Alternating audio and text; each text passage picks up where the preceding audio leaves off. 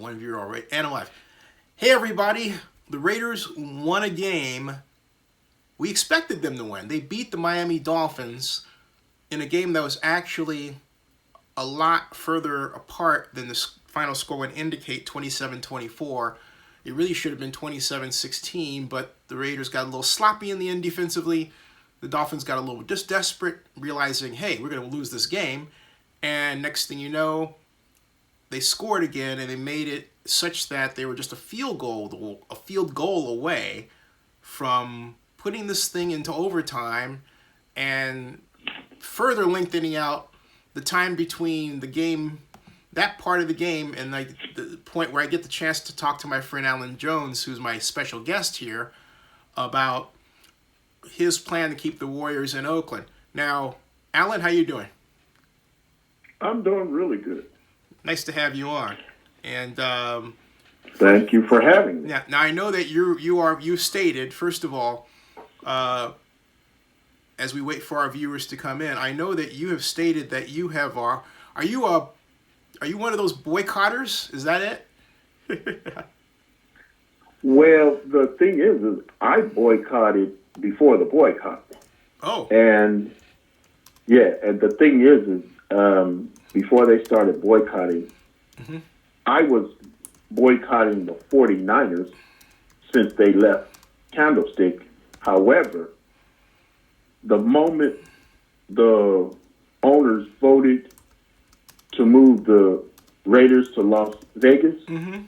that's when I boycotted all NFL. Wow. So there are a number of people who are like you. They have went cold turkey and they just don't watch anymore. Prior to that, how long were you watching NFL games or Raider games? What's that? I said prior to your decision to boycott, were you a regular viewer? Oh, I've been a football fan since 1970. 1970? And I will not lie, it is tough. I love football. What was special about 1970? That's when when I started watching 49ers. Oh, the 49ers. So are you more of a 49er fan than a Raider fan, or more of a Raider fan than a Niner fan now?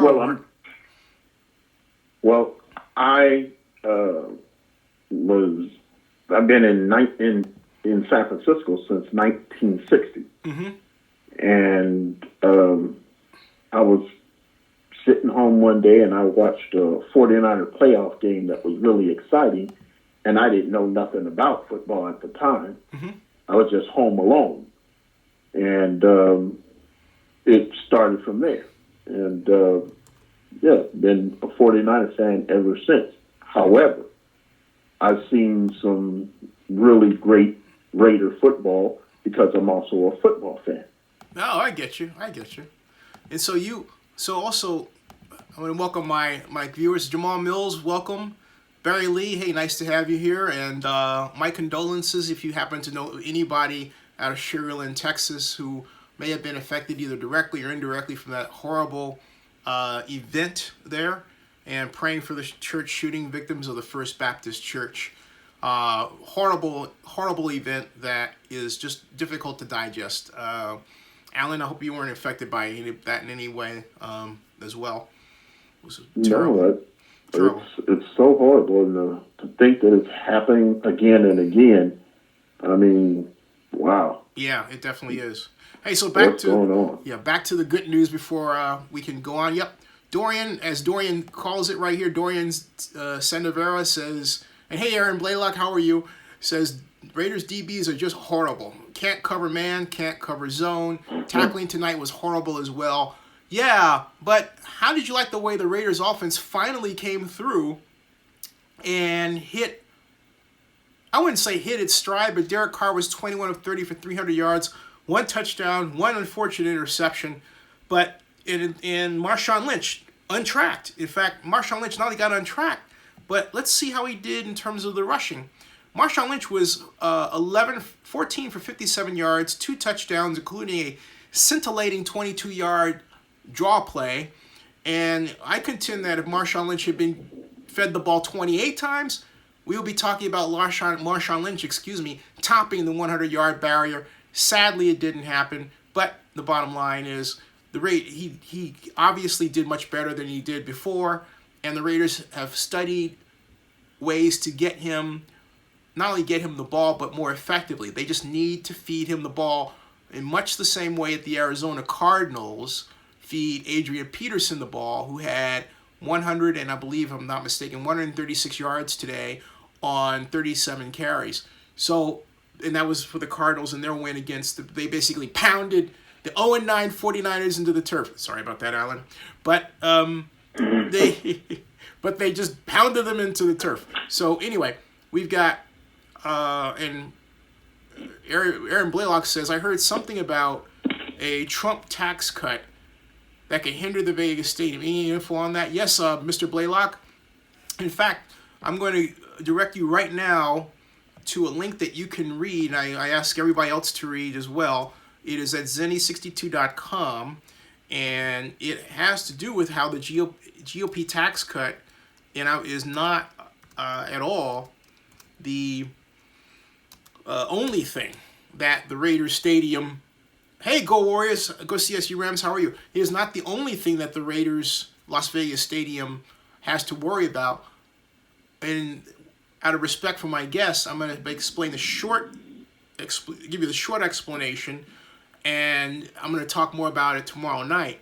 But the stadium tax rate is too small to gather the hotel tax revenue needed over a 30-year period to retire a $750 million bond. And folks, get this, okay? The stadium hotel and the consultant to the Las Vegas Stadium Authority knows this. And there are people in the Las Vegas political community and Las Vegas financial community who know it as well.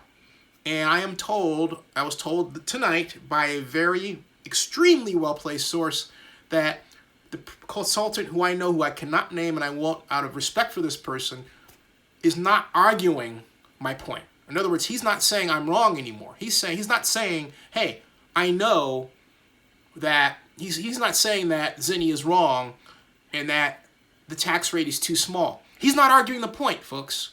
So that's the real story here. That's the story you're not hearing from the rest of the media, and I'm going to continue to push because this deal, as it's structured, cannot pay for itself. Specifically, the hotel tax revenue, because of the rate of 88/100%, is already producing a deficit problem for the Las Vegas Stadium Authority. Months August and September were already deficit. Now get this. The stadium, and I'll explain this more again, but I'm explaining this now. The stadium deal was the victim, if you will, of numbers that were cooked. I'm saying this way, cooked to look a certain way as if that allowed that deal to be done. No, it's a $750 million subsidy, okay? Tomorrow night, 8:30, we're going to dive deep into this. We'll have a deep conversation. A very deep conversation. But until I get to that point, this link, Mr. Blaylock, that I'm about to post here, right here, is for your read and edification by here and right there, all right? So, and CSU Warrior says he's doing awesome after this Raider win. Now, folks, I want to introduce everybody. Now we have 23 people, and welcome. And I bet Octavio's having a blast too. And those of you who are watching this video on demand later, I'm reading the chats, as I always do, of the chat comments of my flock and my investors. And ML Scott's just entered the room. Hello, Miss Scott. Everybody, I want you to say a great, hearty, Zinster, chat-based hello to Alan Jones. Alan Jones has drafted... Well, Alan, why don't you tell them what you've done? Well, the short part of it is it's not what I've done. I've had a lot of help.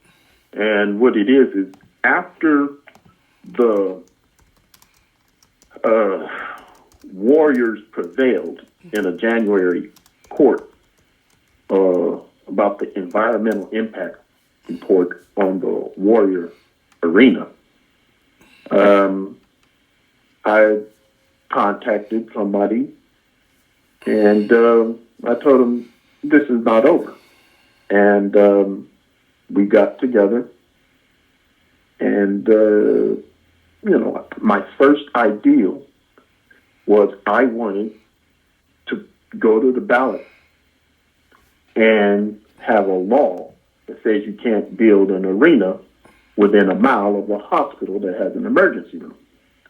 Well, the fact that I've had this idea for quite some time, the fact that the arena project was approved, well, then I lost out on that particular chance.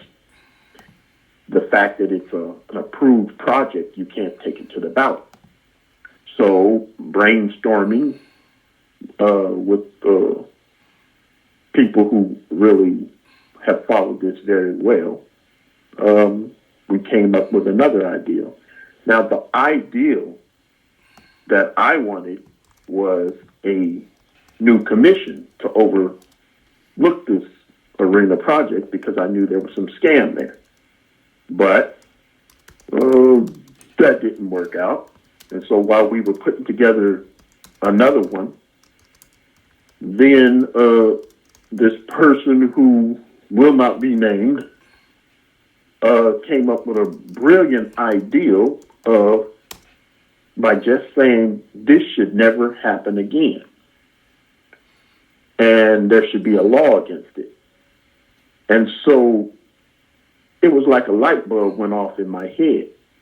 And the best way to describe it is this person provided the toolbox for what we actually now are going to be able to take to the voters.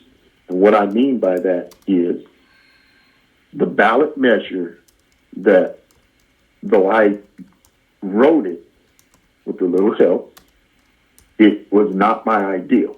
But the ballot measure is a toolbox because I have some tools that are in it that I'm going to take to the voters that I say will stop this Warrior project.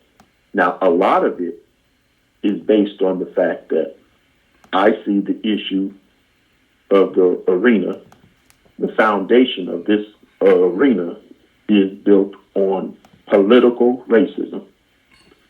And I think that I have an awful lot of stories.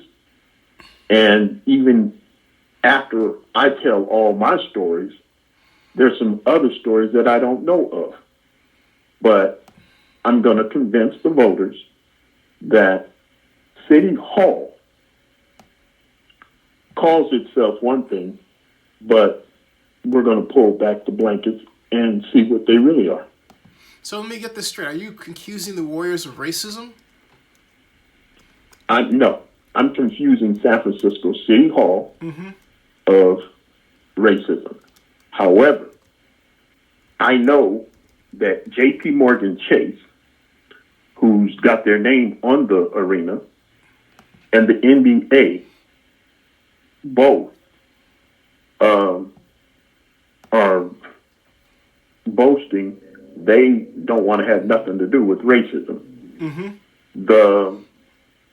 The fact that how the NBA handled the Donald Sterling issue was a clear indication that this private conversation between Donald Sterling and his mistress forced him to sail because it was too embarrassing for the league. And so I'm saying that if the league is embarrassed over the fact that Donald Sterling was overheard saying that he didn't want too many black people at his games, then I'm saying that I have a stronger argument for which I believe the NBA will run from.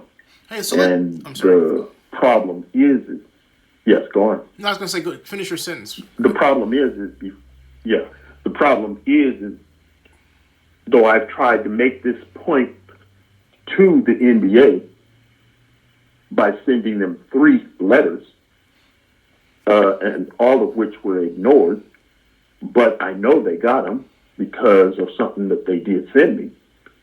But the fact that the NBA ignored my points, then I'm going to let, the voters know what points the NBA ignored and let them judge for themselves. And the fact of the matter is I know the people of San Francisco since I've lived here so long. And what happened with this arena is the spirit of City Hall, not the spirit of San Franciscan. And so that is what I will be exposing. And I'm telling you, it is embarrassing. Let me ask a question, because I don't think people understand the gravity of what you've done. We're not talking about fantasy, okay? And I'm not even sure my viewers really get it. You have successfully placed on the ballot. I mean, this is for vote, right? Yes. Okay, so you're campaigning, right? Yes. Okay, that means people can go who are San Francisco residents of the city and the county of San Francisco can go to the ballot box in June, right? 18th, right? June 2018. Right, coming around the corner. And they can vote to say, we don't want the Warriors here symbolically, right? That's correct. That's huge. However, okay. It not only is it huge, what it is the way it was designed is I wanted to involve all professional sports. And the reason why is I, like so many others, realize how loyal fans have been ripped off for decades. And, the owners, they get these teams and then they use blackmail type tactics, build me a stadium or else. I'm taking my team somewhere. And this is stuff that has to be stopped. And the way the ballot measure is designed, it is designed with the hope that others, municipalities, would look at it and consider doing something similar. They may tweak it here and there, but the fact of the matter is loyal fans should not be so wimpy when it comes to owners playing the games that they play to get, stadiums and arenas built.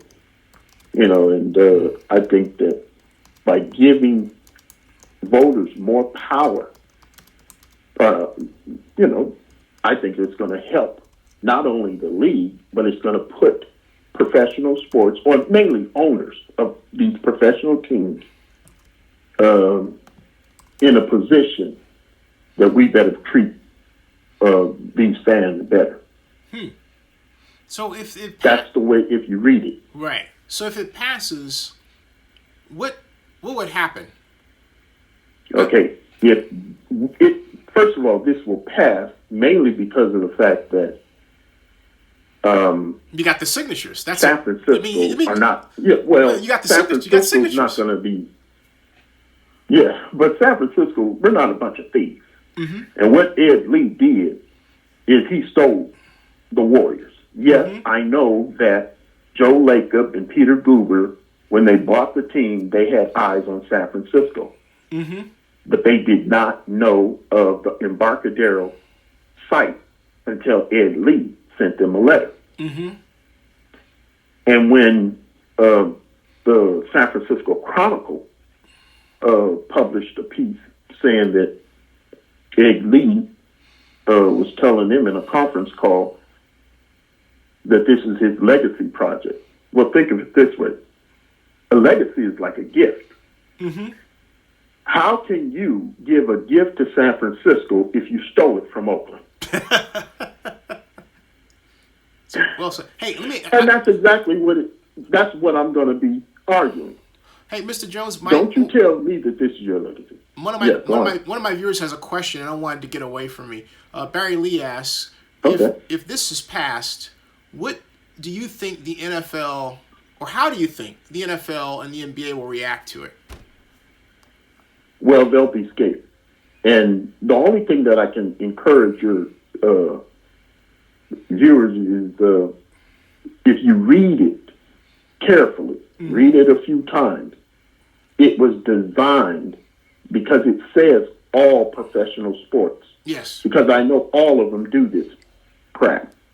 And so to see where it says this is designed to, we don't do this way. If somebody has a loyal following, we're not going to play party in taking that team from the city. Mm-hmm. And so where I say that it will help, say in the the Raiders situation, it may be too late. I don't know exactly what's going on that, but I'm saying that if this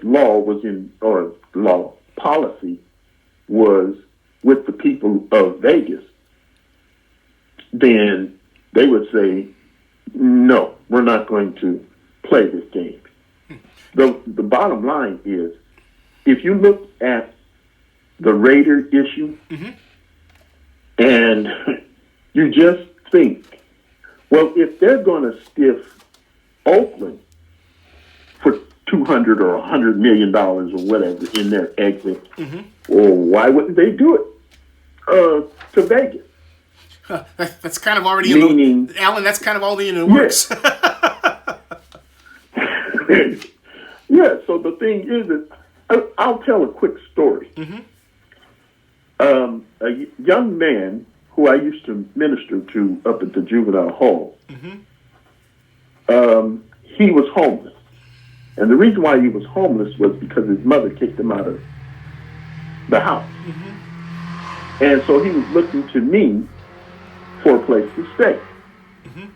And so he said that his mother kicked him out of the house, and the reason is he had stole her diamond ring. Hmm. And so I responded to him, well, if you stole from your mother, you'll steal from me. Hmm. Hmm. So that's exactly what the Raiders' position is. What the Raiders are doing, the ownership of the Raiders are doing to Oakland, they'll do to Vegas. You follow me? I do. If they had a situation. Mm-hmm. Hey, so I'm going over questions because the questions are mounting up. Jamal Mills, one of our flock, has a question. The question is, how many signatures did you get, and how did you get them? Well, we got 14,766 signatures. Whoa! And how we got them is... Oh, stop the presses. Say that number again, please. 14,766. 14,000. San Francisco 700 registered voters. And 66 registered voters. Can you repeat that one more time? Hell, repeat it 2 more times. 14,766 signatures from registered voters of San Francisco. And we got them because of some generous individual. Woo! Some generous person mm-hmm. Paid for the signature gathering. I'll say. And it was a, just an Oakland resident who told me the reason he put up $50,000 for this effort is because he heard Libby Schaff giving an explanation to somebody who was distraught. And she told this distraught sports fan of Oakland, we didn't lose the Warriors. They're moving across the bay. Well, that's the stupidest thing that you could ever say. Oh, Libby does it again. Poor Libby. Oh, my God. And so that, he told me, then he knew that he had sister. My God. Help us out here.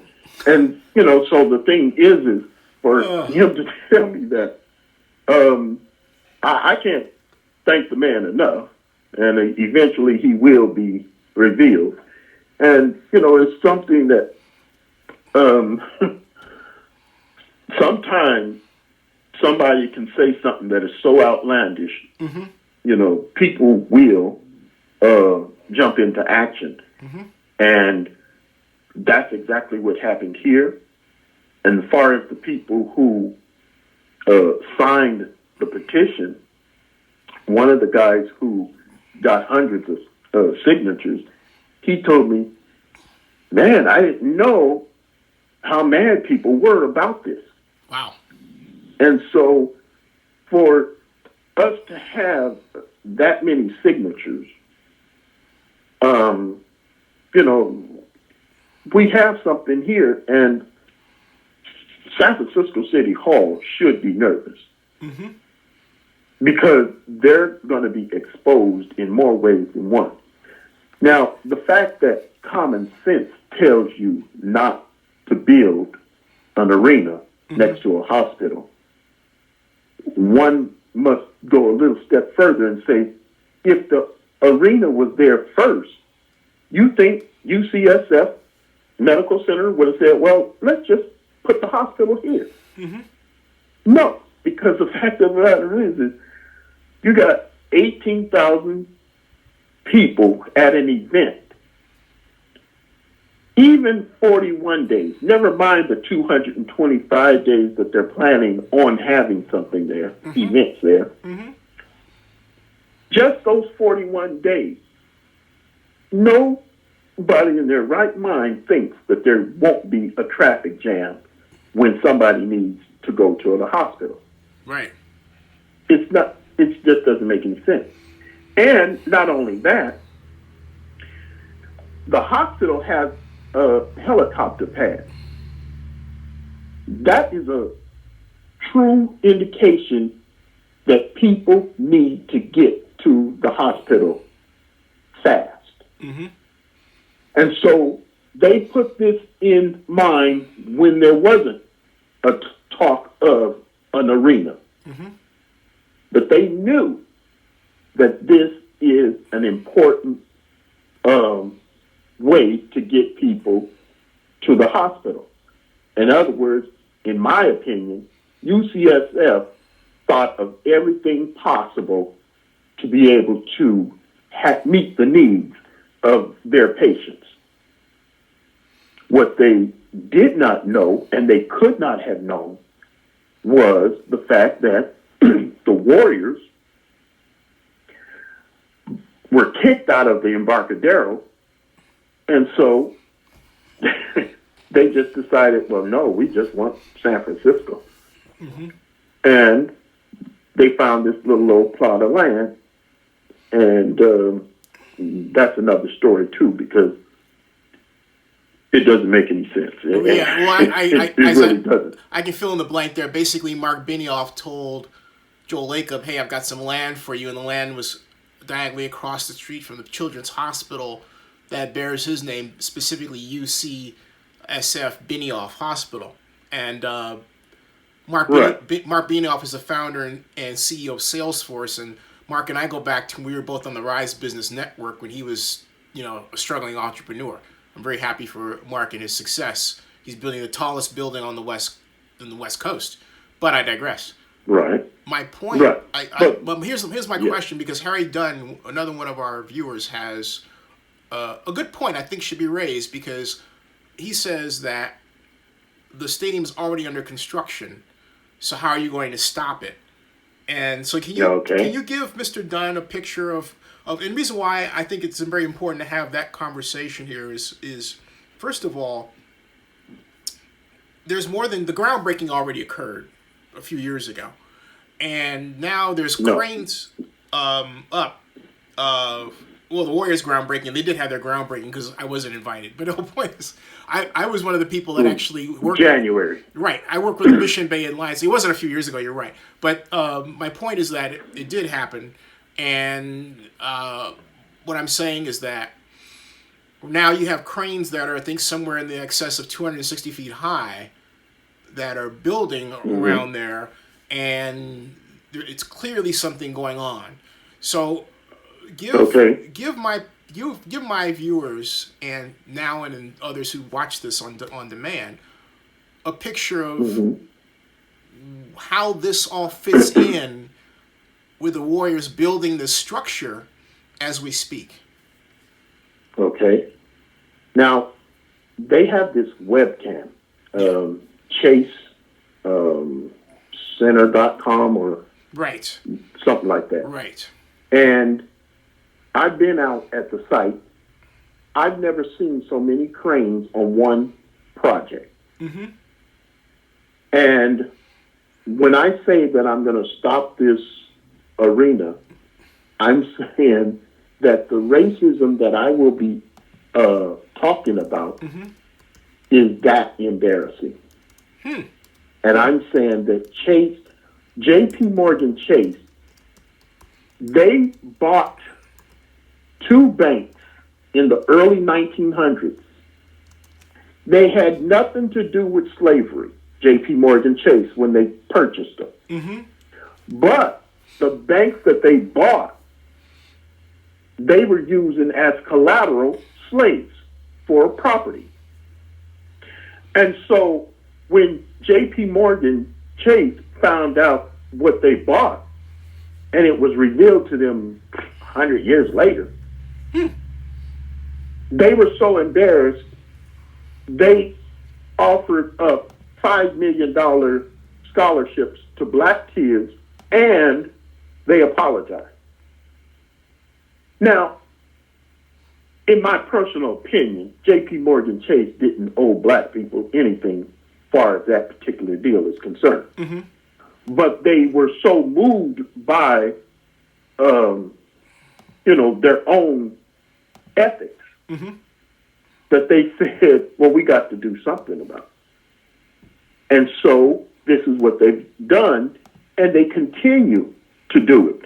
I don't know whether you know this or not, but J.P. Morgan Chase is in Detroit, and they're trying their best to help revitalize Detroit. And I think it's how many percent, 90% black or whatever it is. But J.P. Morgan Chase does not want to be associated with racism.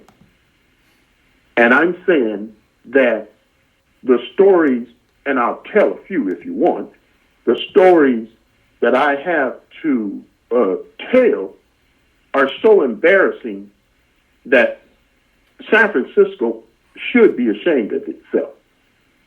And the thing is they have this persona of being such an inclusive city and equality for all. But it stops just before you get to the black community. And it's something that really is, it is sad. But to answer the gentleman's question, I'm saying that racism is going to stop the cranes at this particular arena. And that's a bold statement to say, I know. But I'm telling you, it will. Can you give us some other examples of the racism that you're talking about? Okay. First of all, Ed Lee He used to, not only is he a civil rights attorney, but he used to be the director of the Human Rights Commission here. Right, and in the interest of full disclosure, I have to say right there that Ed Lee was my client of when he was the executive director of the San Francisco Human Rights Commission. I worked for Polaris Research. I was the research economist, the only research economist working for Noel Day, who is the founder and CEO of Polaris Research. And this was in 1991 on a study called African Americans in San Francisco, 1960 to 1990. And that was commissioned by the San Francisco Human Rights Commission under Ed Lee, who I know to this day. So I just want to get that out there. Go ahead. Right. Well, far as the Ed Lee situation, as far as dealing with the Human Rights Commission, the Human Rights Commission was formed in 1964 by people who suggested that because the mayor had requested, well, what are we going to do about this racist treatment against the black community here? And they said, let's form this Human Rights Commission. And so for 50 years, we've had this Human Rights Commission, and sure, it should expand to helping anybody who is a victim of discrimination. However, under Ed Lee's watch as mayor, they had a white woman who was the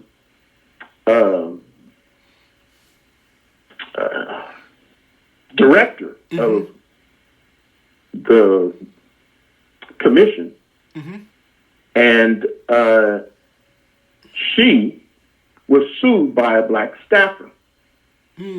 Why? She discriminated against this black staffer. And she was forcing him out because she wanted somebody else in there. But the fact that it was racially motivated, the city saw the evidence and they settled it for $210,000 in 2013. Now, the director stayed on that job for 3 years afterwards, and then was promoted to another position, and the other position has to do with fighting discrimination against transgenders. But this woman was also transgender, the director. Now, when you look at the fact that the NBA went through great pain to remove the All-Star game from the city of North Carolina because of how the state was treating transgender, in their opinion, well, you can't tell me that you're so for helping transgenders, but when somebody who's transgender does something wrong, you're going to just stand by them. Well, that's exactly what's happening in this situation. There's other situations to where Ed Lee has he had what I call a bait and switch. He hired a young black lawyer named Theo Miller. And this black lawyer, his sole position on a 3-year contract at $360,000 was to bring black people from across the country to come to relocate to San Francisco and, raise a family. Well, first of all, he hired somebody for the express reason to get people, black people, to come to live to San Francisco. At the same time, blacks were going to Oakland from San Francisco, Antioch, and beyond. But a year and a half into this experiment, I call it, this Theo Miller is now head of a program in the city that gets black people into public housing. Mm-hmm. Now, I am one to say San Francisco does not need one more black person in public housing. Mm-hmm. And the fact that Ed Lee thought it was such a good idea that he would hire somebody to bring blacks to the city mm-hmm. was done at a time when the black community was trying to get a vote from him. Mm-hmm. So after they got the vote from him, then the guy who they hired to do this, he realized, hey, this is a ridiculous job. And Ed Lee, because he's a smart lawyer, mm-hmm. decided, well, I'll get you to do something else. And he did. Hey, I've got some questions here that are running down. Let me try to make a connection here. Are you saying that basically the ballot measure or initiative essentially is a kind of a conduit by which people can punish San Francisco Mayor Ed Lee for racist deeds by making a statement regarding the Warriors? Partly, yes. Okay. And now, when I call it a toolbox, yeah. When I call it a toolbox, mm-hmm. it's that I have some stories that I think San Franciscans are going to find too hard to stomach. And so that's why I'm saying that it is, part of the, mm-hmm. it's the plan to get people to look at this Warrior Arena project from many angles, but the chief angle that I'm going to point out is mm-hmm. the racism issue. Because you can't tell me that a person who claims that they care so much about people, mm-hmm. and especially black people, mm-hmm. Will go and take the jewel of Oakland from a black community.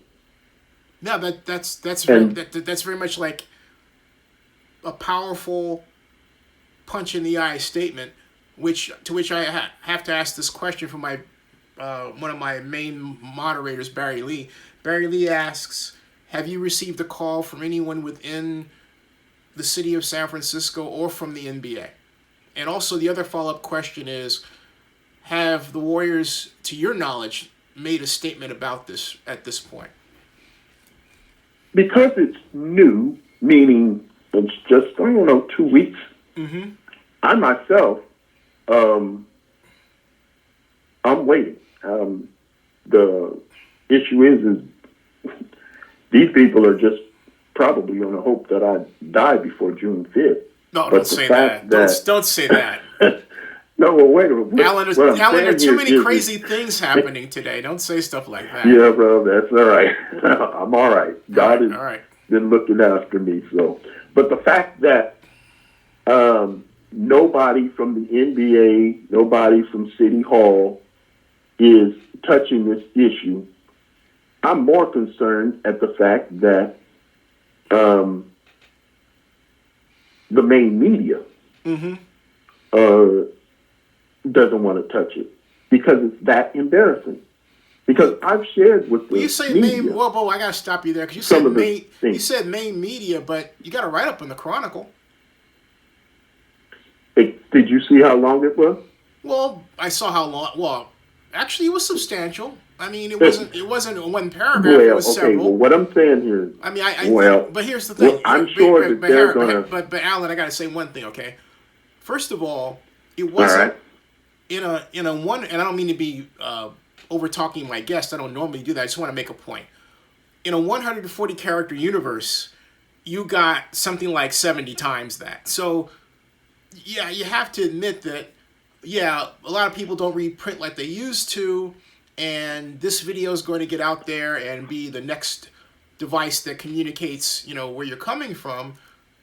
But that's the mainstream media right there, and it's a great first start, especially when you consider that you received over 14,000 signatures, which is extremely powerful. Is there a public relations organization helping you out, or? I mean, I haven't heard from them. If there is, no. I haven't seen one. I haven't heard from them. No. I mean, this happened because there is. I have to credit Ballot for making me aware of you. So that's how it started here, But I'm sorry. Go ahead. I didn't mean to overtalk you because I don't do that. No, I understand I understand what you're saying. What I'm saying is, there's more to it than that. Yes. When I say that the mainstream media does not really want to talk on this, I'm basically going off the fact that for quite some time, I've been trying to tell them what was going on here, and they didn't want to hear anything about it. Alan, breaking news. Hold on, wait. Well, no, one of my viewers said that he heard it on ESPN today. What? Barry Lee said they talked about it on ESPN today also, yet it was only for about 10 minutes, but it started to get national coverage. That's what he said. He's in Texas. Oh, is that right? Yeah, so, I didn't know that until now. Wait a minute. I was saying that. No, wait a minute. I was talking about the local media. I'm sorry. Oh, okay. What I'm talking the local media, I'm saying they want the Warriors to come to San Francisco. Mm-hmm. In San Francisco. The San Francisco media wants the Warriors here. Mm-hmm. And I know for a fact that they don't want to give too much, unless they're forced to, coverage to this issue. Now, of course, down around March and April, they're going to have to. Mm-hmm. But they're trying to get all their ducks in a row and find out, well, what can we say? But the fact of the matter is anything that they say now, it gives me publicity. Why would they want to do that? You follow me? Yeah, I do. Although, except that, I mean, I have to say for myself, you have, 14,000, say that number again. 766.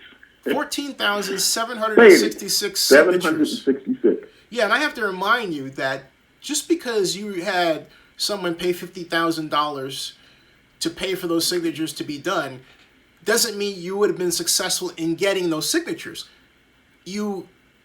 I would not have. Mm-hmm. Mm-hmm. What I'm saying here is what I'm stressing though is that you got them, and that's news in and of itself, and that's enormous. Right. And the other news is that you're on the ballot. They can't take that away from you. That's huge. That's absolutely huge. Now, I'm interested to know about this ESPN thing that you're telling me about. Sure. I just found out about it from Barry Lee, and Barry said that it was on this morning, so I'll have to follow up. And Barry said, he's asking what's UCSF. UCSF, University of San Francisco, is university in San Francisco. Now it's best known for its medical center, which was recently, over the past 5 years, renamed UCSF Benioff Medical Center, because Marc Benioff made a more than generous donation. And again, Marc Benioff is the founder and CEO of Salesforce, and building the Salesforce Tower right next to the new Bay Transit Center, which I can't wait, by the way, to see open, but I digress. I'm sorry, Alan, you were going to say, you were talking. No, well, I'm no fan of Marc Benioff, but the fact of the matter is I know that he sold the land to these people, I know that I recall a situation where I remember where you were having a Twitter go back and forth with Marc Benioff. Oh, you saw that? Yes, I do. I was rooting you on because Thank the you. fact is that you were calling him out. I was calling him out. Yeah, I was calling him out. He was playing both sides of the fence. He was telling you how sleazy Joe Lacob was. That was my term. Mm-hmm. But, the fact of the matter is Marc Benioff, I'll tell you, he's the type who he'll give $1 to the homeless and then tell everybody that he did. And that's not my style of San Franciscan. I have to inform. Though he is here, I have to inform my viewers. He is here. I have to inform my viewers about what Mr. Jones is talking about. Marc Benioff was tooting his horn about the Warriors and everything, and I chimed in on Twitter and I said, Mark, who I like Marc Benioff. I don't have anything against Marc Benioff as a person who we're both in the tech space, okay? Me, media, he, right. with, what's called software as service, a SaaS system. But Mark, I got after Mark, and I said to Mark, Mark, you owe us, talking about Oakland, a sports team, because you took the Warriors from us, and here you take the Warriors from us and get you sit, and I put a picture of him at the Coliseum for the NBA Finals the first year, and he's sitting at the front row, and I said, you're sitting at the front row at the Coliseum, and yet you're taking our Warriors away from Oakland and to San Francisco. And then he chimes in with, well, don't you think sports is more important? Don't you think education is more important than sports or something like that? And I said, wait a minute. If education is really more important than sports to you, why would you want to take our sports away from Oakland and put them into San Francisco? Why not fuse the two? Why not have a city where we have our sports and then put money in education? My criticism with Mark, and I'm just going to be very blunt, is, and I like he's given money to Oakland Mayor Libby Schaaf's really incredible Oakland Promise program, which makes sure that kids, particularly poor and minority kids in Oakland, have a financial benefactor to go to college, okay? But my criticism of Mark is that Mark does not help black adults who are in tech, okay? So it's one thing to say I help the kids, and I'm being self-serving here. I'm being very self-serving here. But it's one thing, or when I say help, I mean invest. It's one thing to say I'm going to invest in kids. I know what you mean. That's cute. But my point, that's great, all right? That's one of those conversation stoppers, why I invested in a kid. In other words, back comment is you can't say anything because I invested in a kid. But my point is, those kids may very well have families whose parents, mother and father, need investment help themselves. And so why not have a program to help them and therefore help their kids as well and have a package, or help them bid their businesses, all right? I have a real issue with this. I mean, I'm calling out, there's a guy that I know, and I'm just going to say Eric Moore, okay? I like Eric Moore as a person, as a friend, but, I went, and Eric's black, okay? But I went to Eric, and I asked Eric about seed money for Zenny 62 Media, and Eric turns around and says, well, I don't invest in media companies. But then I turned around, I found out from Sarah Lacey, who's our mutual friend, that he invested in Pando Daily, all right? And what is Pando Daily, right? Okay. Pando Daily is a blog, like mine. But so basically, Eric is sending out the message that, okay, I'm going to go and invest in, Sarah's, without a doubt, a legendary tech journalist. But then I'm equally legendary in terms of what I've done, if I could toot my own horn, with respect to starting Oakland's first blog, Oakland's first YouTube partner channel. The only difference between me and Sarah, somebody else, I don't have as much funding as she has by far, okay? But Eric could have turned around and said, hey, Zinni, I know you. I respect what you do. Let's talk, all right? Pitch me. But I didn't hear that from Eric, okay? And so, so what am I supposed to do? And it's the same thing with Benioff or anything else. And we talk about the underpinnings of disinvestment, and it's always such things as, okay, there's always an excuse. But when you look at the overarching tapestry of investment, more often than not, it's white, or it goes to someone that's white and male who fits a type. And then Sarah does an incredible job at what she does, but she's had to fight tooth and nail to get her funding as well. But my point to Eric is, hey, look, don't tell me that you don't invest in media and yet turn around and invest in media. Or Marc has this thing, I'm telling you, Marc, don't tell me that, you really care about Oakland and you care about the adults of Oakland, yet you're going to take away. I mean, let's even drill down further. You're going to try to take away an organization that employs many people who are vendors and security people who are black, who live in the East Bay, who, as one woman told me when she was getting on the elevator, that if the Warriors leave and the Raiders leave, that would take away her ability to basically string together a full-time job out of working at a Warriors game, a Raiders game, or an A's game, okay? And she's been able to do that. She was worried about how she was going to be able to maintain that kind of balance. So Marc Benioff can't say, oh, he's just this wonderful person because he's taking that job source away from Oakland, which she could walk to. She lived just walking distance. And now she's got to, she's got to actually pay money to go over to San Francisco if she's lucky enough to be grandfathered over, which isn't going to happen, to Chase if it gets that far. So my point is, I don't know whether. Yeah, go on. My point is, I think that it's really that there is a certain lack of discussion about a racial tinge to investment that has been involved in this from day one. There are people who they wanted Lacob to own the Warriors because of the idea that Lacob was going to keep the Warriors in Oakland over Larry Ellison of Oracle, and yet the opposite happened. The minute Lacob bought the Warriors, he's eyeing San Francisco. It's like, what's going on here?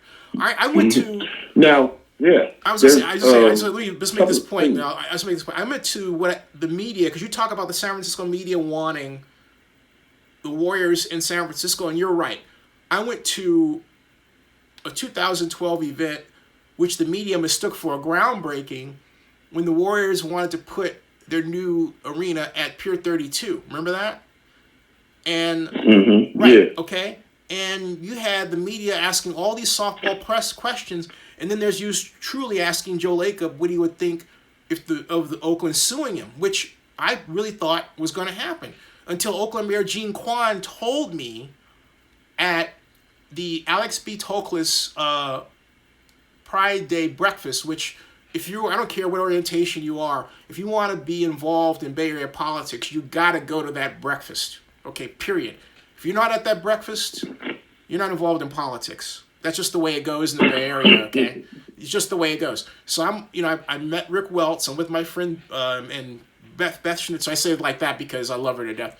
I've known her for a long time. Beth and I went, together. And we're talking around. And so I said to Oakland Mayor Gene Kwan, we were talking about the Warriors. And to cut to the chase, Gene told me at that point, this was like, I think 4 or 5, 1, 2, 3, this is 2012. Mayor Kwan told me that she didn't get how important the Warriors were to Oakland. She said that to me. And I was floored. Completely floored. Wow. Yeah, completely floored. I'm like, are you serious? Because I told Rick Welts, I said, the Warriors leaving Oakland over my dead body. And he goes, and Rick just sort of laughed at me. Which, and not in a mocking way, because Rick is not that kind of guy, okay? But my point is, Gene didn't get the seriousness of maintaining the Warriors at the time.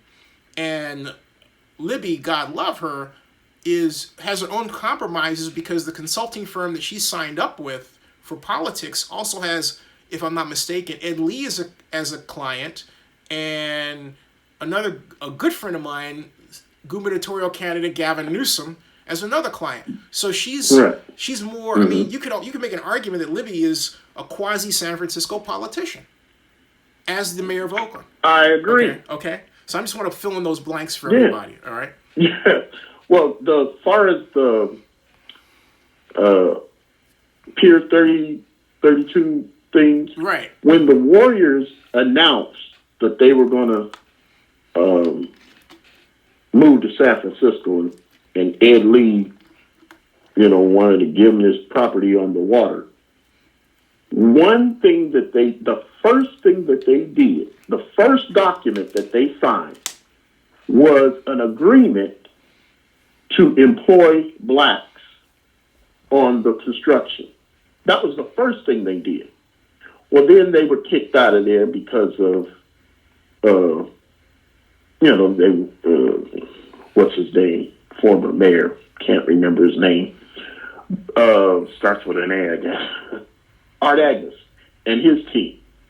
After they shut down the 8 Washington project, the Warriors got the deal. They got the hint that there was going to be a ballot measure. That scared them.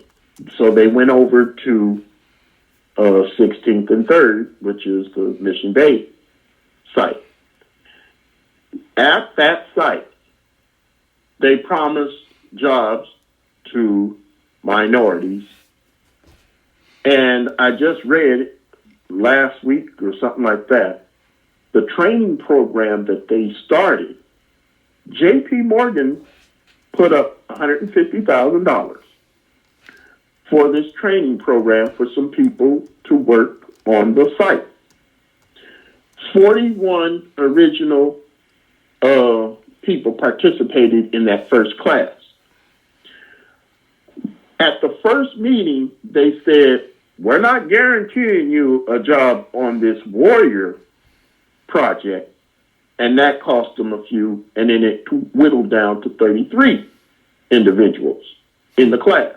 Mm-hmm. Well, the 33 that graduated, 6 actually were hired on the Warrior project.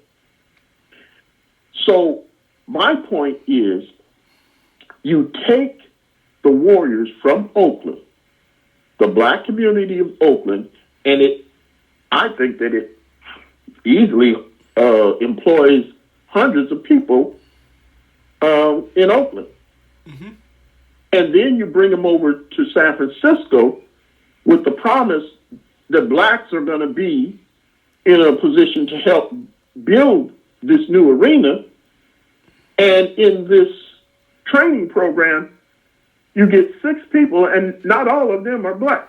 Mm-hmm. So my point is another bait and switch.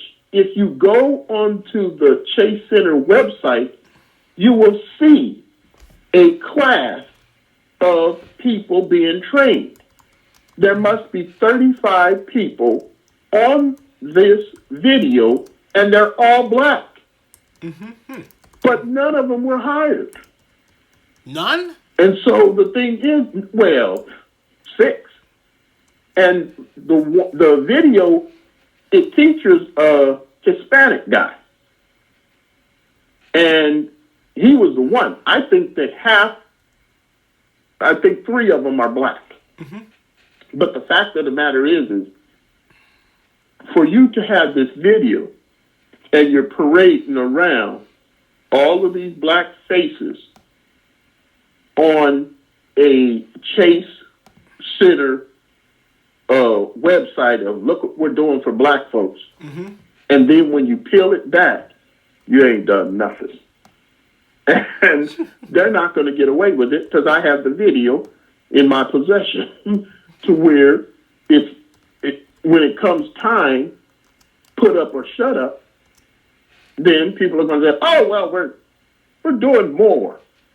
We're slowly getting them in. No, that's not the way this works. There's no way in the world that I'm going to allow this to be talked down, because in the article where the reporter from the San Francisco Examiner jammed up the Warriors representative on it, We're going to do this, we're going to do that.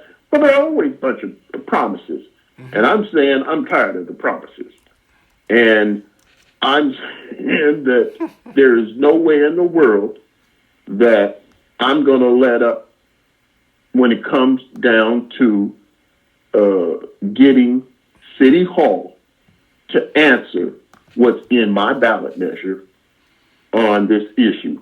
Now, there's on our website, goodneighborcoalition.org, it says question the move on the front page.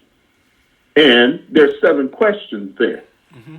You can't answer those 7 questions, but they're going to get much harder. I also would remind the viewers, if you look at the illustration of Ed Lee stealing Oracle, it was an Oakland artist who did this for me. I have it right here. But, I'm actually bringing people down to look at it, and they can see it right now. Is this with Ed running? And you notice it says "Run Ed Run." Okay. "Run Ed Run," which was his slogan under when they were trying to get him to run the first time for mayor. Under his right shoe, where it says, if you look closely, it says UCSF, because Ed Lee threatened UCSF that if you didn't get in line with my little old pet project here, you're going to suffer, meaning tax implications and future projects. And it scared a whole bunch of seasoned biotech people with UCSF into silence. And we can't have that. Just because the mayor wants a basketball arena, you're going to shut up people who are into finding new ways to save lives? Give me a break. It's not going to work. It's not going to happen. And I'm saying that the issues of the 7 questions, they're going to get much tougher. And I look forward to this campaign. And I definitely appreciate the fact that people are picking up on this. And I'm I'm full of energy. If people really believe, the things, they're way far along in the construction. Well, hey, why don't you tell that to the people of Jericho in the Bible, where God helped them tear down those walls? The fact of the matter is I know what's going on in San Francisco, to the point that when I tell San Francisco what Ed Lee has done, and don't get me wrong, I don't hate Ed Lee. Oh, no, not at all. Not at all. No. Yeah. So what I'm saying here is when I tell people I like what Ed Lee has done, people are going to think I hate him, but that's not the issue. I hate what he did. Right. It's politics. Yeah. It's just like I don't hate white people. I hate racism.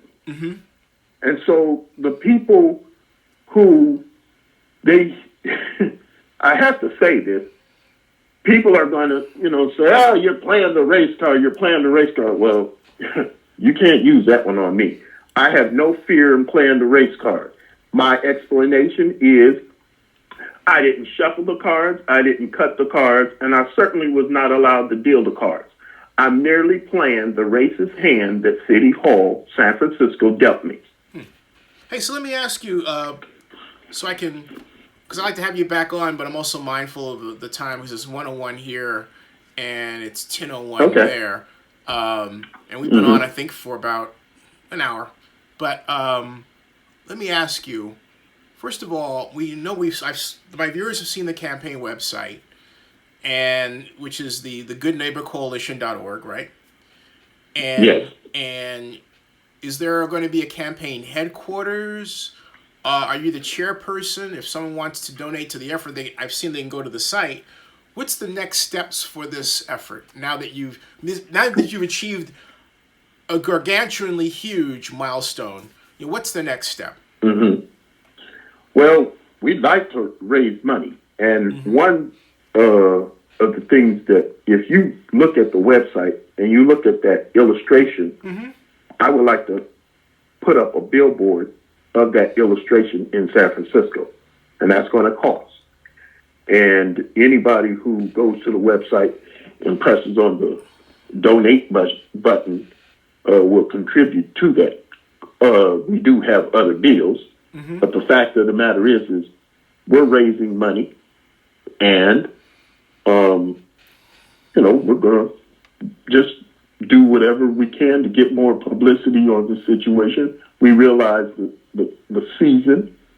We're going into the holidays, and I know things shut down during the holidays. Everybody's in a certain mood. So I'm going to get in as much as I can now. And after the first of the year, I'll probably have twice as much energy as I have now. Have you heard from any Oakland politicians? No, I have not, and I haven't reached out to them, but I'm definitely aware. One of them,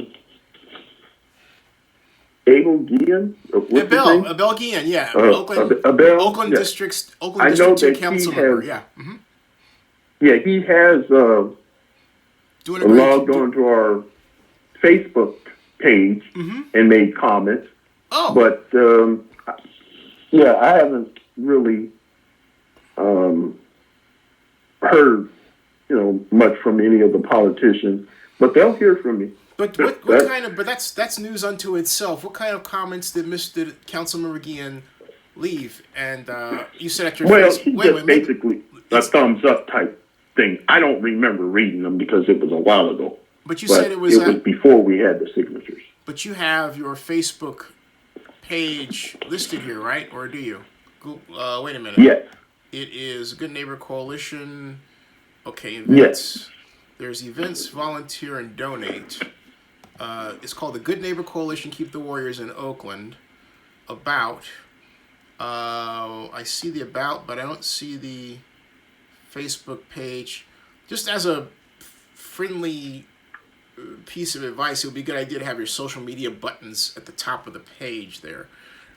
So that way, if someone visits your website, they can immediately go to your Facebook page, your Twitter page, and your Instagram page, and so on. So we are okay. So you've got a like button here, the tweets, and I have got sign in with Facebook, Twitter, email. Yeah, there's no direct.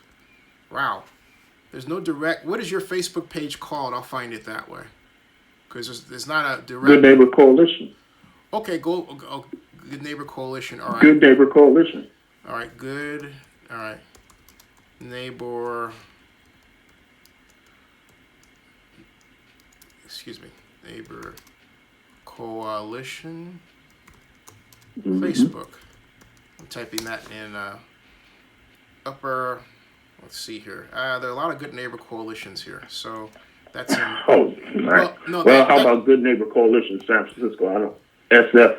Okay. Yeah, SF. So Good Neighbor Coalition Bay Area.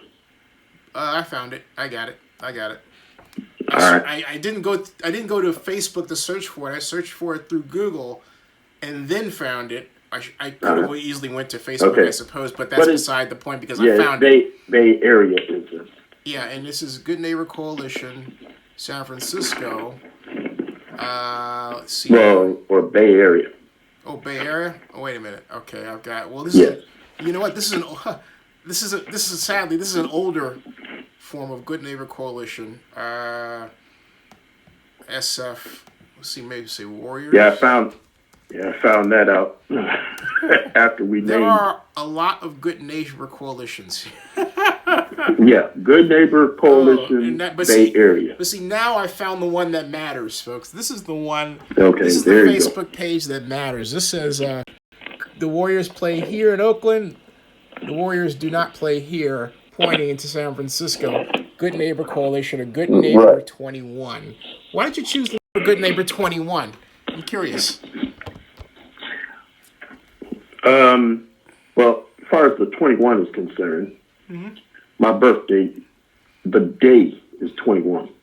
It happened to be this month, but November 21st. But somebody just asked me to put a number on it, and so I just put the number of the day that I was born, 21. Oh, okay. Which was the 21st. But there's no, I'm not no blackjack guy. There's no gambling type reference. That's funny. That didn't occur to me. But that's it. There's a comment from Brandon Jones. Yeah. Let's see here. There's I'm looking for Abel Guillen. I see two here. I see Brian Williams says, hell yeah. David Callan says, don't get twitted, or something like that. And there's one more comment here. You got a thumbs up from Oakland's John Bliss, Andrew Park, and 41 others, including Francisco Fonza, Dave Callahan, Adrian Gutierrez. I'm trying to find Draymond Green here. Wait. What I'm saying is I saw Draymond. I saw a picture, and I was thinking about Draymond Green. I meant to say I'm trying to find Abel Guillen here, is what I'm trying to say. Oh, all right. Yeah. He's there somewhere, but I don't know where he is. Okay. It was a while ago. Yeah, I'm looking down. I've got Brandon Jones and one other. I think there's even a picture of him somewhere. Okay, because I'm trying to find... This goes back to October. There's 2 shares, and it's quite a bit here. Oakland embrace the Warriors regardless of what the NBA called us because we know who they are. And that's my friend Broke-Ass Stewart, who says after 46 years... Oh, he did an article. Yes, he did an article on it. I didn't know that until now. He's a good guy. He says after 46 years, the Warriors finally acknowledge they play in Oakland with the town, right? And right. Yeah, so... But anyway, there's a lot of... It's buried down here somewhere. Whoa, time out. I found it. Good Neighbor Coalition. Let me show you this, folks, because I found Councilmember Guillen here, and it's right there. And it says, Good Neighbor Coalition shared Abel Guillen's photo. Abel Guillen, Oakland District 2 member, the Warriors fan. Oakland supporting the team 45 years through everything. Hashtag Oakland is Warriors ground. See more. The Bay's team plays in Oakland. Oakland winning. And, all right. So let me go back here to what Abel had put out. I got to scroll down back to where I was because managed to accidentally get away from that. But right here... Just want to see what Abel specifically wrote because it looks like he was sharing his photo there, and as opposed to Abel putting it there. In fairness to Abel, because he's sensitive that way politically. And let's see here. We've got July 26th, Warriors ground, vote video, and. Still, there's Ed Lee's picture there you want to use. And do you have a video about this yet? Or there it is. It says stay. No. There's what do you mean? I found it. It says stay woke, as in stay WOAK, stay woke, like that. And so that's Abel Guillen. And so it's Good Neighbor Coalition shared Abel Guillen's photo. He says supporting team for 45 years. But hey, in fairness to Abel, he didn't actually comment here. This is something that someone put here representing him. So I think it's important to note that Abel didn't put this here himself. Right. So I think I want to make that clear. You might want to lobby Abel because that would have been huge news. Well, as a matter of fact, had he done it. Yeah. You know. So just letting you know that. So anyway. Right. Just FYI. The thing is I think a few months ago I called his office and I mentioned to him because I think it was the first time that he actually did comment. And so I don't know what's happened since then, but I remember a few months ago, right after we had the website up, he did actually comment. Now, I don't know anything about this particular councilman, but I'm going to, they're going to get to know what I'm all about soon enough. I have full confidence in that. Have you talked to any campaign consultants or gotten calls from anyone who says, "Hey, I want to talk to you about your campaign. I'm interested." You know. No, but I'm sure that they will come after they get wind of this because this is public stuff that people go into City Hall all the time and ruffle through what's going on. And my, contact information is there. I expect them to reach out to me, but still, it's 2 weeks. I'm not tripping off of the fact that no one has contacted me yet, and I don't have any. I don't have any funds to pay a consultant yet, so I'm not tripping. So, also, what about wording for the ballot? When is that due? Well, I was told by March, but they wanted me to continue to check back because I will be able to, say, hey, wait a minute, I don't like the way this word is worded, because San Francisco city attorney, I think that they pulled a fast one on us. They put a stupid word in there that made it look like we didn't know our grammar or we didn't have our grammar together. And under the rules, we could not take that word out without going to court. And so we left it in there. What word was that? And so the thing is, the word is that. It's at the I think it's the last sentence. There's an extra word that in, and it doesn't even make sense.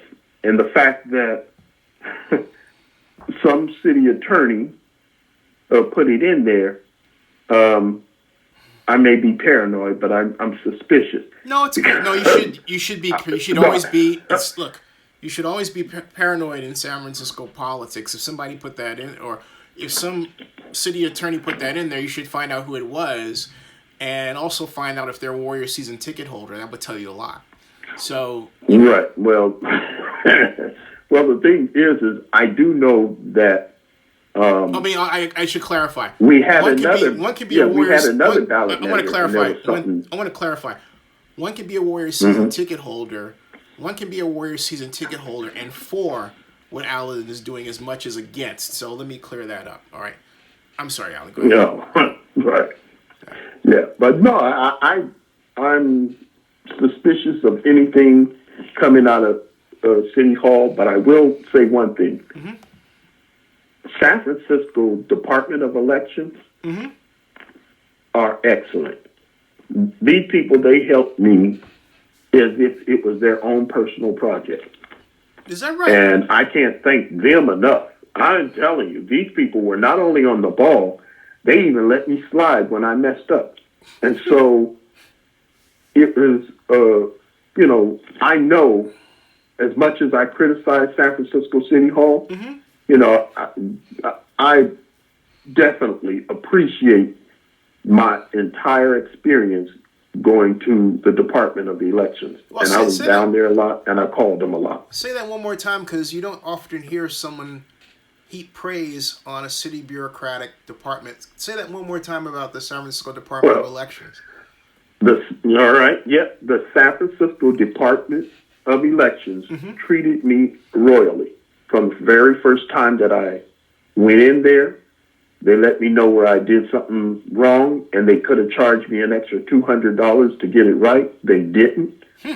And from everything that I experienced in there, they were happy to see me. And believe me, I'm happy to see them. But the fact of the matter is it was so smooth. It was such a respectful. I have never been treated with such much respect in City Hall, and I greatly appreciate it. They really did. They were just doing their job too. It wasn't anything special. I think that they were just doing their job. Mm-hmm. That's it. Hey, Mr. Jones. And I like it. Wow. Mm-hmm. Mr. Jones, I want to have you back. It is now 1:17 a.m. And I know. All right. And I want to thank you very, very much, and tell people as we close how they can find out more information and get involved in your effort to condemn the Warriors' attempt to move from Oakland to San Francisco in terms of where they play. The first thing is to tell somebody. And then when you do tell them, let them know. GoodNeighborCoalition.org. And, go on there. Sure, you might not want to read everything. I highly recommend that people read the 7 questions and consider greatly the donation page, but just follow the issue because we're going to be making some statements, and the only way to follow us is to check in from time to time, the GoodNeighborCoalition.org website, but just I can't stress it enough. The Golden State Warriors are not moving to San Francisco. And I'm telling people, I promise you this. But you still got to help me. I can't do this by myself. I got an excellent group of people in the Good Neighbor Coalition helping me, and I can't thank them enough. But I still need people from Oakland, to just tell their councilmen about the issue and spread the word. Hey, have you met anyone from Forever Oakland or Stay in Oakland? Have they contacted you? Well, I've had a few phone conversations, but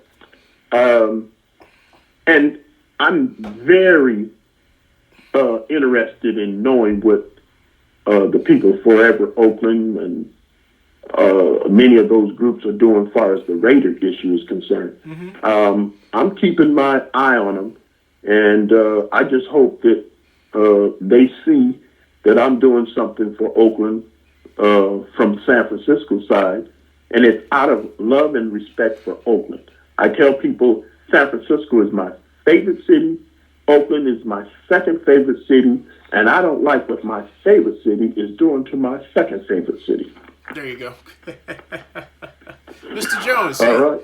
Thanks so much. All right. And we'll all right. We will talk. Oh, yeah, we're going to have you back very soon. All right. Thank you. All right. Bye. Okay, see ya. All right, see ya.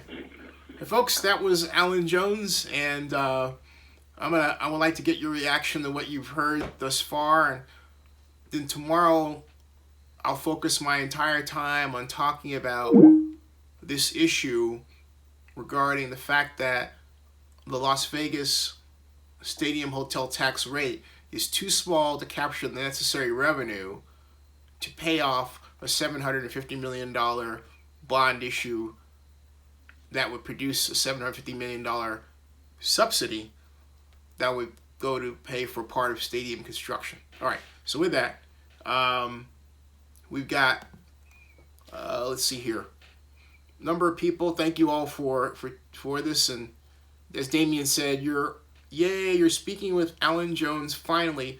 We've been waiting since Game 7 of the World Series. Yeah, that was something else, and I think but the bottom line is we got it. Harry Dunn says, so what happens if the ballot measure is approved?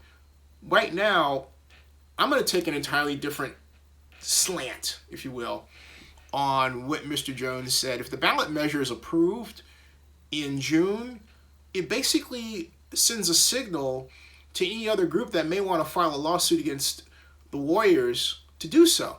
It, from an entirely other perspective, it opens up, and I'm speculating here, I don't know that this is actually the case, but I believe it opens up another avenue for organizations like the Mission Bay Alliance to step back in, which sued the Warriors on environmental grounds. It basically gives a green light to anyone who may have a lawsuit, legitimate or not, to file it, because they would be emboldened. They would say, hey, look, your San Francisco does not want you. They don't want you. And then something else it could very well trigger is some people basically electing to dump their season tickets as a way of saying to the Warriors, we want you to build in Oakland and not San Francisco. I'm saying those are possible outcomes of this. I caution everybody, the Warriors have endured a great many challenges regarding this arena to date. First of all, when they started out, the first challenge was the site. It was Pier 32, and the residents didn't want Pier 32, so the Warriors were quite literally being chased out of San Francisco, it looked like. And then, as I said before, Marc Benioff of Salesforce stepped forward and said, hey, I've got land for you, and I'll sell it to you. And that's precisely what Marc Benioff did with respect to Joe Lacob. Now, then, that opened a new set of challenges regarding environmental impact and regarding transportation impact, more specifically, because you've got the Giants Stadium down the street along 3rd Street, you've got Chase Center here, you've got UCSF in that whole Mission Bay area, all right? Now, I will tell you, as a person who has a planning background, and I've been down there, I made comments that were supportive of what I saw. You cannot be a builder or a person who enjoys the built environment and not get excited about what the Warriors are trying to do there. The only question is, why not do it in Oakland? And what Joe Lacob told me in an interview that you can see here on Zenny 62, and he said this in 2012, and it's not something that he couldn't repeat again, but he said, look, Oakland has its challenges, all right? And he meant that Oakland had its leadership challenges. And he said that Mayor Lee, San Francisco Mayor Ed Lee, was aggressive. But think about this. Ed Lee was aggressive right at the time that Jean Quan had said to me that she didn't get, at that time, she later changed, but she didn't get how important the Warriors were to Oakland. Okay? So think about that. You have one mayor of San Francisco being aggressive right at the time the other mayor of Oakland is not. And that void, that existing, that if you will, leadership void, is what cost Oakland at the end of the day. So, but the intent and the reason for moving from Oakland to San Francisco is what Mr. Jones is questioning. In other words, are you going? What Alan Jones is doing is at one part bold and the other part daring and the other part fascinating, in that he is taking an undercurrent conversation and he's quite literally bringing it to the fore. He's taking a background conversation and he's bringing it to the foreground. And what do I mean by that? I mean the undercurrent conversation that San Francisco doesn't want to be in Oakland because Oakland is a majority minority town. That was the under conversation. Oh, you don't want to be here because you have black folks who are poor. Okay? As opposed to San Francisco, where you can achieve what you believe your real value is. Okay? That has been the conversation about the Warriors since Frank and Muley bought the team and failed to call it the Oakland Warriors, which we've always thought of it as the Oakland Warriors, and just rested on the idea that they were the Golden State Warriors, and thereby robbing the Warriors of a true civic identity. Because when you say Golden State, what is that? It's California. But hey, the Lakers are in California too. I mean, are you insulting the Lakers? What about the Clippers? You see what I'm getting at? And then there's that other conversation out there that I think should be had, which is that the Bay Area is large enough to support 2 NBA teams. 2. So should the Warriors, as some sort of condition for moving, allow the Bay Area to have another NBA team? You know, in Oakland. In Oakland. In other words, why should Oakland be held an economic hostage to San Francisco? That's the major question there. Okay, that really is the major question. So Alan, if you stop and think about this, and this will become more evident as we go on. If you stop and think about this, what he's doing is a very powerful act. And getting that many signatures on the ballot already and becoming a national conversation like that is a powerful act. What Alan has to avoid is becoming too much of the face of his own ballot measure, because this is what they're going to do. Someone at some point, if this thing gets to a point where it looks like it's going to pass, some way, and they're already thinking about this, they're already doing their opposition research, and they're doing it more than likely on him and what his background is or whatever.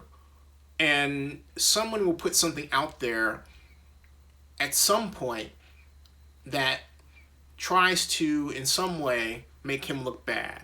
And that's what Mr. Jones has to watch out for. That's what his supporters have to be on alert for. And that's why you need a good PR person.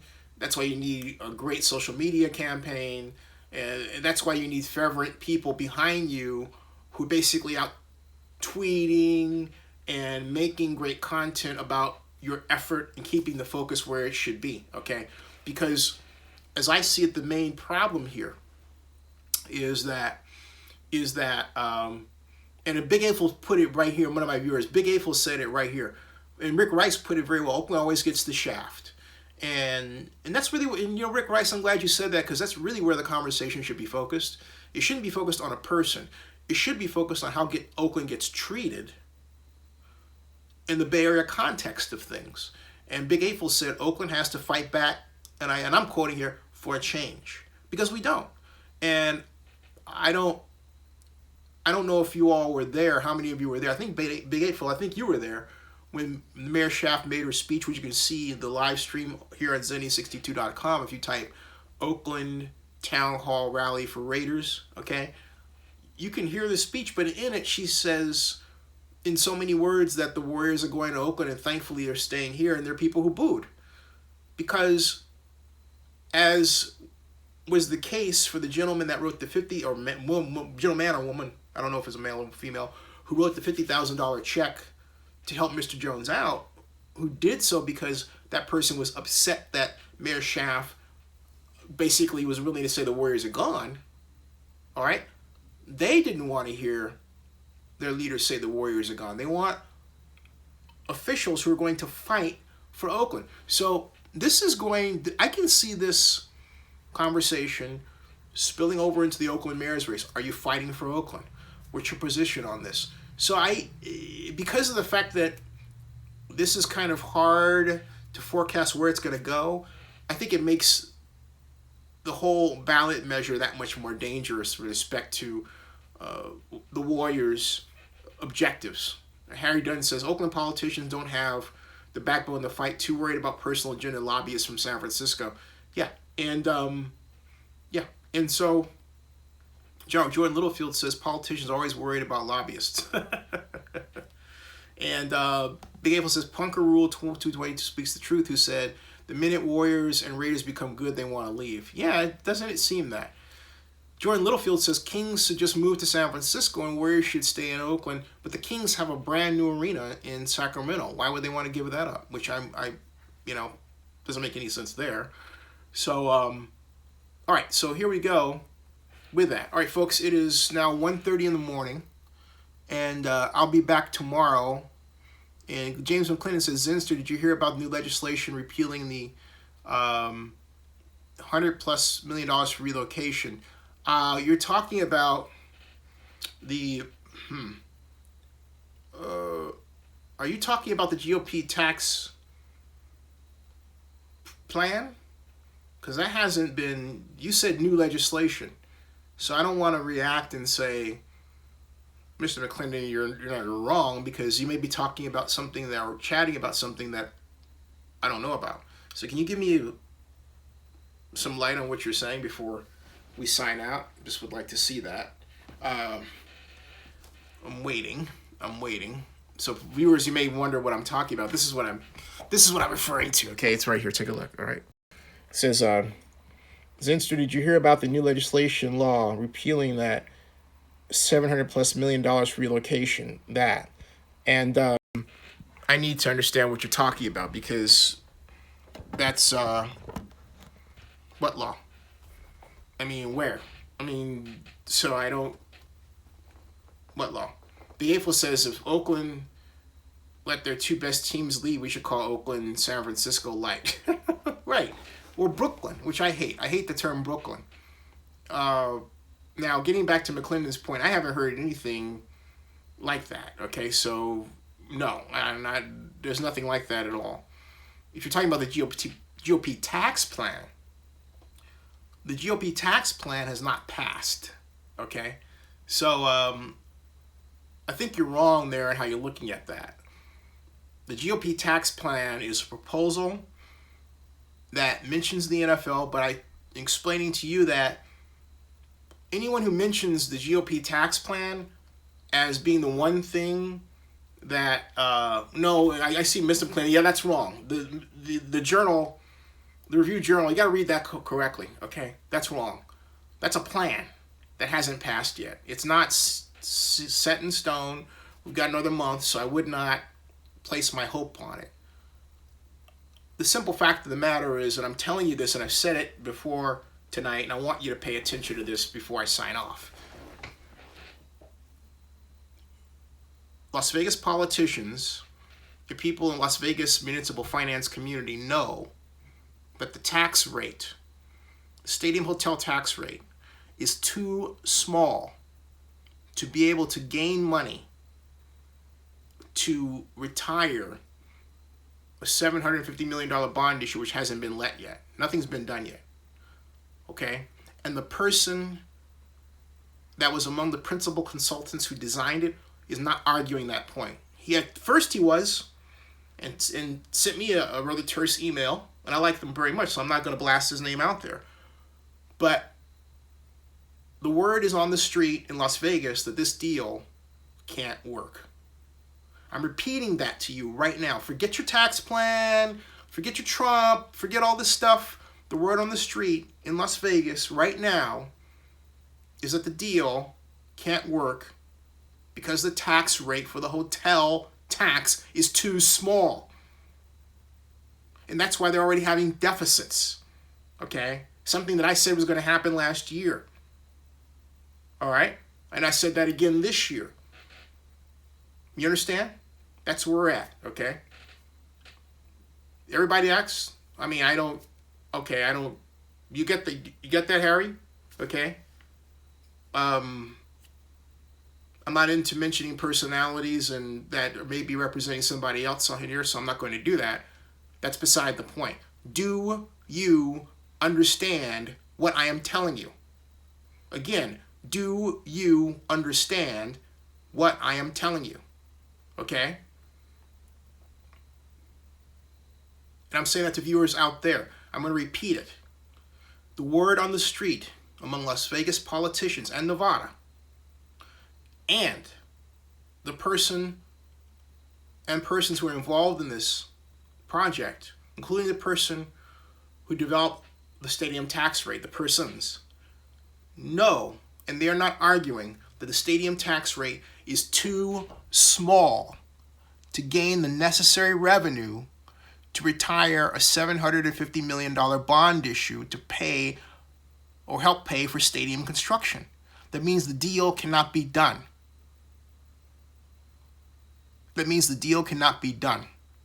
And the people who've done this are now not arguing that point. It is on, the word is on the street. Okay? The reason why you don't hear the person who developed the numbers talking about it is because that person is under contract with the Las Vegas Stadium Authority and doesn't want to lose their contract. Do you understand what I'm telling you? Okay? All right? Do you understand what I'm telling you? Talking about the Harry Dunns of the world and everybody else. Forget personalities. I'm talking about details of how a deal works or does not. Do you understand? Do you understand? And the reason why I say that is this is because, hey, Octavio, how you doing? And Jordan Littlefield admits to understand. Okay, fine. That's a great point. All right. Jordan, I'm glad you were honest. This is the way it works, okay? First of all, the $750 million that you were told is out there, it's not. Do you know a bond issue is something where people pay into taxes each year to retire a loan, and that loan gives you $750 million so that you can use for stadium construction, and you represent the people, Clark County. But what happens if that amount that's paying off the loan isn't enough to pay off the loan? It means what? It means that Clark County is a source that has to be dipped into very early on. That spells political problem. That spells they may not want to do it that way. That spells someone like maybe Commissioner Sisolak may not be able to run for governor and expect to win. He's running for governor. Okay? Because the only way you can do that deal is for Clark County to pay for it out of its general fund. And if it does that, then it cuts into monies that are earmarked for something else, like education, like healthcare, like police, and fire, and so on. That is where, this is not a fantasy. What I'm telling you about, that problem exists right now. This isn't like the GOP tax plan, which may not pass and will certainly be altered. This is the problem right now. It's something that I told when everyone told me I didn't know what I was talking about. But I say this, you always stick to your guns when you know what you're doing. Last year, I told all the commissioners this problem existed. And I told anyone who would not listen, this problem existed. And now, because the revenues are being collected by the stadium authority, it's become apparent that guess what? The tax rate is just not big enough. The problem is with us right now. Okay, all right. Yeah, it is huge. Like Jordan says, thank you, I understand. This is huge. Thank you. Octavio! Man, how about that game? Welcome back. And Octavio, I'm sorry I want to talk to you about getting you set up because I'd love to have seen you live stream from there. But we'll get it together. Octavio, how was your experience? Where are you, back at the hotel? Where's Octavio? So when Crawford says, people don't understand Zinni, I feel for you talking to trolls like talking to a wall. No, if I can reach one person, which is like Mr. Littlefield, he's not a troll, that's fine. I also remind you that some of the trolls are the same person, imitating other people, so it's like whatever. But my point is back to Octavio. Octavio, just win, baby. Woohoo! Woohoo! Woohoo! I want to hear from Octavio. Octavio says 40% Raider fans at the stadium. Wow. Hey, Octavio, how many of those Raider fans were from, say, Panama or Miami or any place? Just curious. All right? And Morales says, let's see here. Oh, Morales asked me, hey, Zinni, on the Raider game, they said they're going to break ground in Vegas. What do you think about it? I've said before, and I'll say this again. A groundbreaking is symbolic. It doesn't mean that they're going to finish the project. That's it. And the fact that the groundbreaking is being handled by a union rep and a politician, and the Raiders were not the first to announce it, tells you everything you need to know. The Raiders are quite literally being dragged into this. And, frankly speaking, they can go ahead and do it. Because what's a groundbreaking? I'll tell you what a groundbreaking is. It's you and me, and that person, this person, and maybe we'll have Octavio, and we'll have John Marks, and we'll get together in a field somewhere, and we'll have a dirt right in front of us, some dirt, and we get a shovel, and we have shovels. Each one of us has a shovel, and the leader of the group makes a speech about how great this building's going to be. And then we all grab our shovels, put our shovels into the dirt, and go, whoosh, and that's it. That's our groundbreaking. That is your groundbreaking. That doesn't mean that someone's going to wave their magic wand and all this is going to be built and all that stuff. What you need to look for is who shows up to the groundbreaking and who doesn't. Governor Sandoval going to be there? He hasn't tweeted that he's going to be there. Is the mayor of Las Vegas going to be there? She hasn't tweeted about it either. So this is a very sensitive political issue. And if you want to gain a better understanding of how politics works, pay attention to who shows up and does it. And not only that, the union head, Tommy White, was basically saying he didn't want anybody there from the Nevada legislature who didn't vote for the stadium project. He said this. He said this. What a clumsy thing to do. Because you're going to need the help of the politicians in the future. Why piss them off in the present? Hey, okay? There is nothing about this groundbreaking that you can turn around and say, oh, yay, exciting, because of the way it was done. If you understand development, this is an example of how not to do a groundbreaking. Okay? So when the groundbreaking is done, don't come to me and say, oh, they did it, and therefore it's a done deal. If you say that, I'll immediately brand you a fool. You do not know what you're talking about. Because the stadium tax rate is too small to pay off the bond issue without dipping in the Clark County's general fund. That is on the table right now. Nothing else. All right? Oh, and by the way, okay? Here's the thing.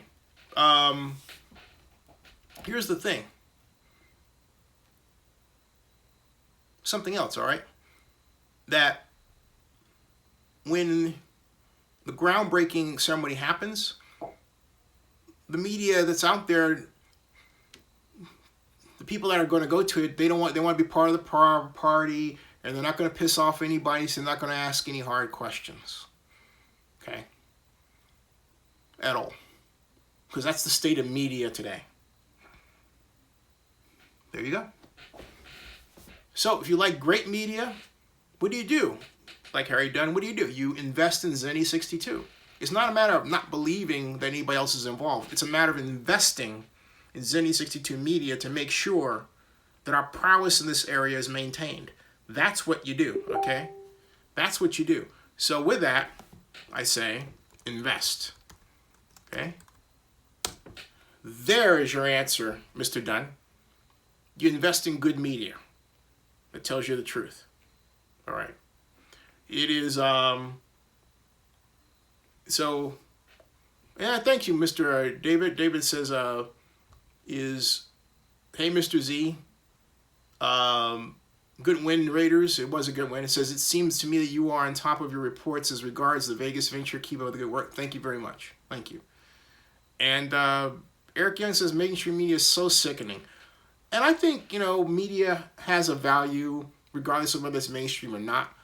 I view every media as, I can't say I view every media as important. I have to think about that one.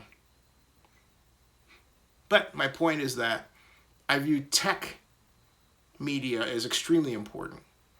And by that I mean technical distribution of media, how it's done, how media is developed, and so on. All right? Jordan Littlefield asks, do I watch One America News? I have watched it, but I stopped because it has an annoyingly knee-jerk conservative slant to its stories. And, but here's the thing. I know that's where they're coming from. But see, what bothers me in general is the amount of money that goes to conservative news rather than, not so much, liberal news. Okay? And that's been the case for a long time. So why is that? All right? That's another question for another time. All right, folks. It is 1:45. And as Crawford says, pray for Texas. And Mr. McClendon says, Zinster, if the Las Vegas deal is dead, what's the next move for the NFL? Hashtag stay in Oakland.